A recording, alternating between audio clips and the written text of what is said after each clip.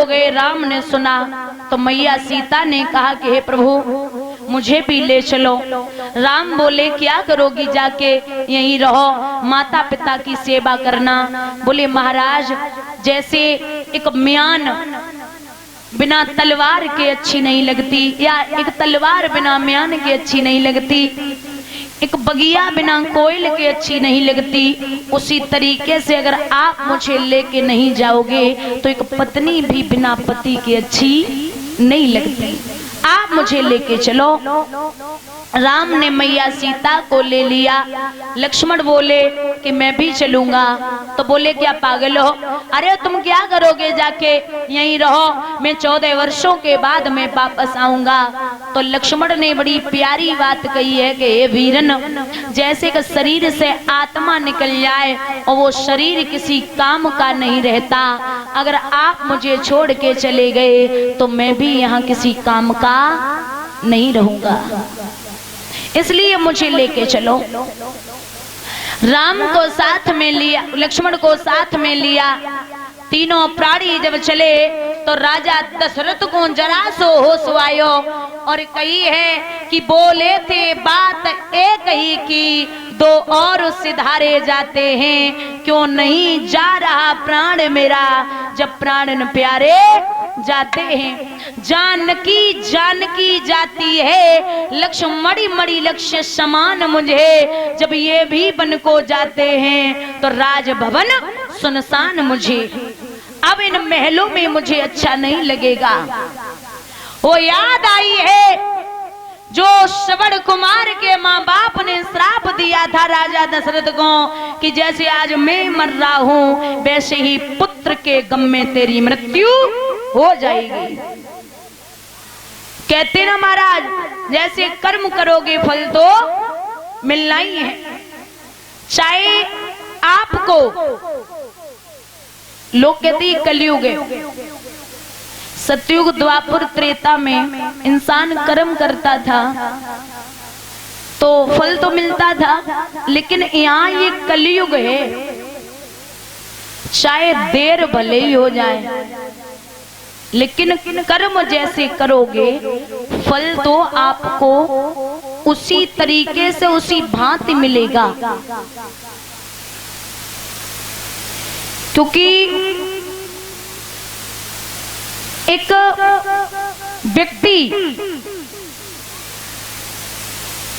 व्यक्ति जैसे एक बाग है, उस बाग में वृक्ष पर फल लगे हैं और वो व्यक्ति उन फलों को देख रहा है। जब फलों को देखेगा तो आंखों से देखेगा, आंखों से देखा, लेकिन आंखों से देख के उनके पास तो नहीं जा सकती आंखें, तो गए क्या, पैर। अब पैर जा तो सकते लेकिन तोड़ नहीं सकते, तो तोड़ा किसने, हाथों ने। आंखों ने देखा, गए पैर, तोड़ा हाथों ने। अब हाथ तोड़ तो सकते लेकिन खा नहीं सकते, तो खाया मुख ने। अब मुख खा तो सकता है लेकिन रख नहीं सकता, उसका स्वाद नहीं। स्वाद लिया जिब्या ने, अब जिब्या स्वाद तो ले सकती है लेकिन रख नहीं सकती, तो रखा पेट ने। देखा आंखों ने, गए पैर, देखा आंखों ने और गए पैर, तोड़ा हाथों ने, खाया मुख ने, स्वाद लिया जिब्या ने और रखा पेट ने। लेकिन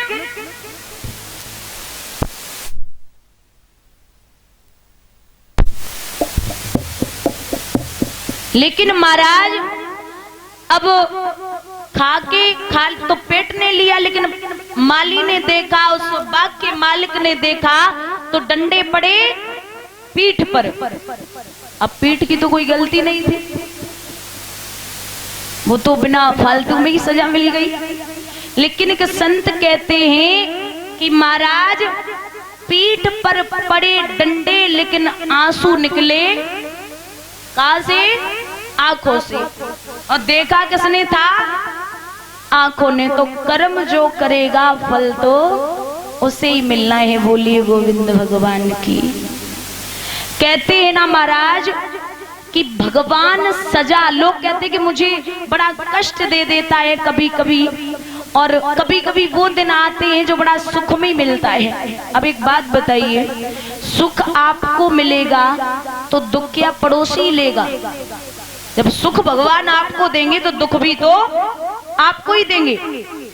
जैसे अभी 10 बच्चे खेल रहे हो और 10 बच्चों में एक आपका बेटा खेल रहा हो, तो खेलने में बड़े अच्छे आपको लग रहे हो, तो आप कुछ मन हुआ जैसे इन्हें खाने के लिए दे दें, तो खाने के लिए आप सबको देंगे, अपने वाले को भी और 10 खेल रहे हैं उनको भी, लेकिन खाने के लिए दे सकते। अब थोड़ी देर के बाद आप देखें कि वो सबके सब उदम कर रहे हैं, तो आपको बड़ा गुस्सा भी आएगा, और जब गुस्सा आएगा तो आप सोचेंगे कि डांटे या मारे पीटे, तो आप पीट खाने के लिए सबको दे सकते लेकिन पीट नहीं सकते। पीटोगे किसे? जो वहां अपना है उसे ही पीट सकते हो। भगवान कहते हैं कि मैं अगर सुख आपको दे सकता हूं तो दुख भी आपको अपना समझ के ही दे सकता हूं। भगवान दुख भी उसे ही देते हैं जिसे वो अपना समझते हैं। तो महाराज राजा दशरथ बेहोश है गए, इधर मैया कैकेयी के चरण स्पर्श किए हैं, और चरण स्पर्श करके प्रभु ने कहा है मां मैं बन के लिए जा रहा हूं।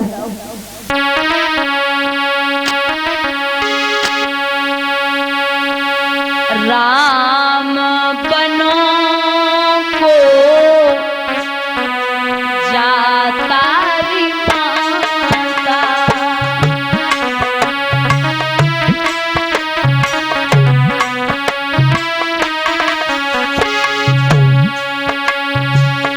राम बनो को भैया लखनी बनो को,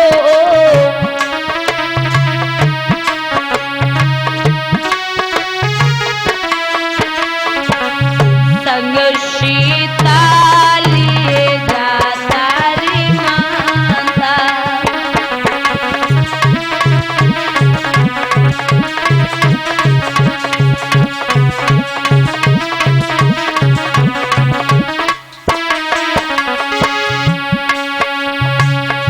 ले ले री मैया वस्त्रिया भूषण,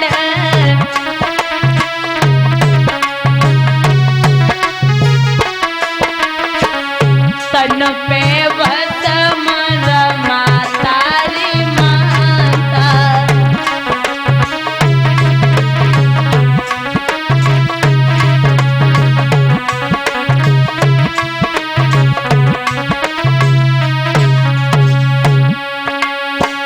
जिंदा रहे तो मैया फिर मिलेंगे,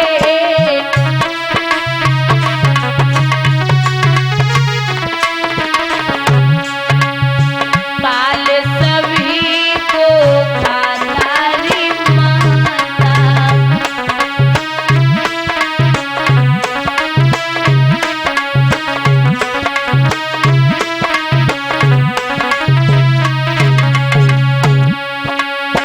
चलते समय मैया के कैसे बोले,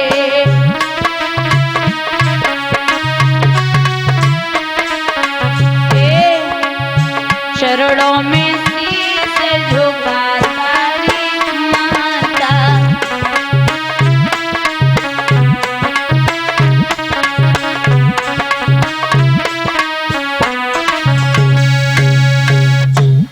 चले हैं महाराज सुमंत जी छोड़ने के लिए पहुंचे। बाबा लिखते हैं रामायण में कि मांगी नावन के बट आना, कयो तुम्हार मर्ममय जाना। गंगा तट पे पहुंचे तो बाबा लिखते हैं कि मांगी नाव न, भगवान ने नाव नहीं मांगी लेकिन केवट आया। दूसरी चौपाई का अर्थ निकलता है कि मांगी नाव, न केवटाना। महाराज पत्थर से कठोर काठ नहीं होता, पत्थर की औरत बन गई, एक को चलाए वो बड़ी टेढ़ी खीरे, हम पे दोए दोए ना चले। चरण धुलवाओ, तो चरण धुलवे के लिए जब आगे बढ़े तो बाई समय पे लक्ष्मण ने धनुष पे बाण चढ़ाई लियो। बोले पीछे हो जा। क्यों? बोले एक पैर की सेवा मेरी और एक पैर की सेवा भाभी की है, तो इसलिए तू चरण नहीं छू सकता। केवट ने जवाब दियो है, ए लक्ष्मण अब न हम कछुआ है और ना ही तुम शेष नांग हो। बोले क्यों? जब सतयुग था ना तो ये केवट पूर्व जन्म में कछुआ था, भगवान के चरण छूने की बार बार कोशिश करता, लेकिन शेष नांग जी बार बार फुसकार मार के पीछे हटा देते।